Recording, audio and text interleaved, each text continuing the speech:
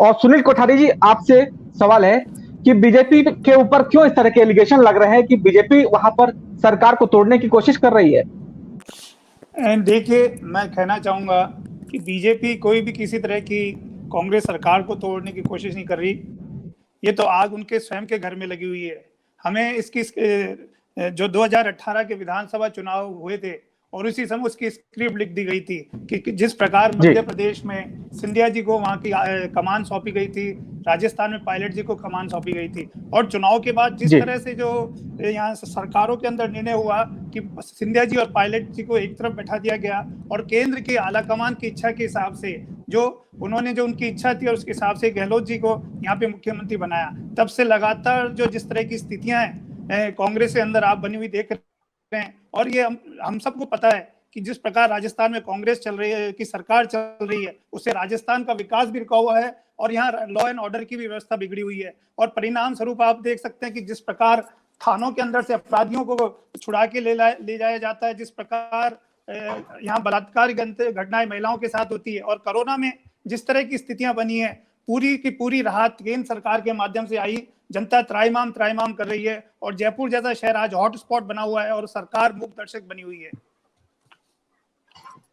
जी जी जी मदन जी, देखें तो इस वक्त क्योंकि पहली बार इस तरह से खुलकर चीजें सामने आ रही है धीरे धीरे, तो क्यों ना कहीं ये अंदरूनी कलह जो है लगातार इससे पीछे रही है। चाहे आप देखें राज्यसभा चुनाव के वक्त जिस तरह से अशोक गहलोत की तरफ से जो नाम सुझाए गए थे, तो उस पर कहीं ना कहीं एतराज था सचिन पायलट को और डांगी के नाम को लेकर के, नीरज डांगी के। और इस तरह से देखें तो लगातार, लेकिन ताजा जो मामला है एसओजी की तरफ से जब समन भेजा जाता है उसके बाद ये चीजें निकल के आ रही है। तो आपको क्या लग रहा है सर कि आखिर इस तरह से चीजें क्या मोड़ लेगी? हालांकि कोशिश की जा रही है आलाकमान की तरफ से कि चीजों को सुलझाया जाए, लेकिन आप किस तरह से देखते हैं इसको?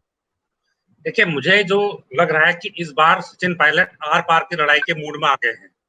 एक अभी करीब 10-15 मिनट पहले सचिन पायलट की पत्नी ने सचिन पायलट ने ट्वीट किया है। उन्होंने कहा है ट्वीट में, बड़े बड़े जादूगरों के पसीने छूट जाते हैं जब हम दिल्ली का रुख करते हैं।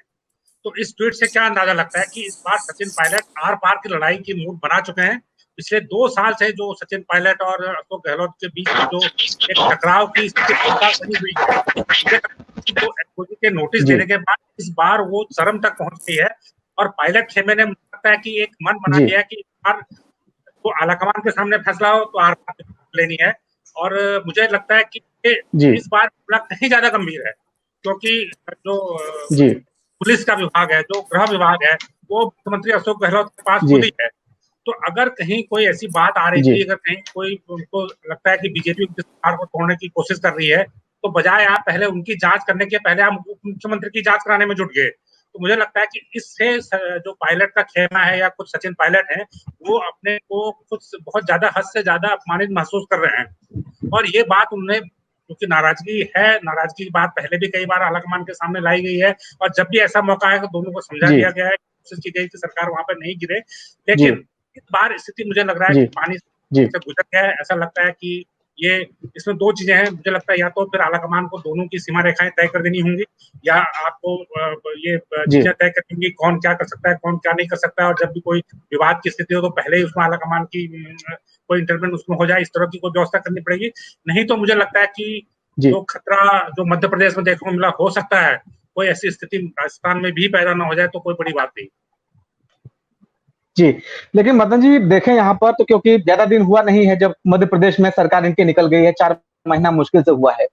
तो ऐसे में क्या कांग्रेस इस वक्त इस तरह से अगर ये झटका लगता है तो क्या उसको बर्दाश्त कर पाएगी?